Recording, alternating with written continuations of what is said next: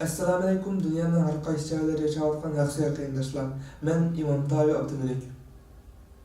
Men oldingi qitim Xitoy hukumat tarafidan tutqun qilingan va shahid qilingan ba'zi bir tuqqanlarim to'g'risida guvoh bergan edim.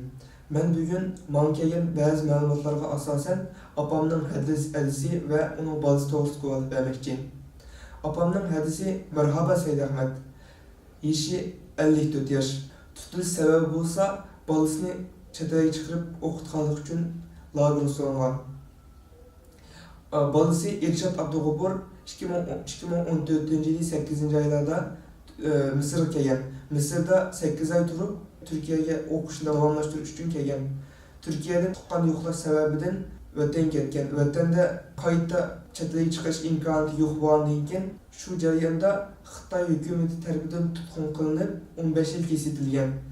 Men shu munosabat bilan Birlashgan Davlatlar Tashkiloti va insoniy haq huquqlarni tashkilotlari va insoniy haq huquq adolatni da'vo qilayotgan davlat va jamiyat va shaxslarni o'zininki majburiyatini ado qilishga chaqiraman.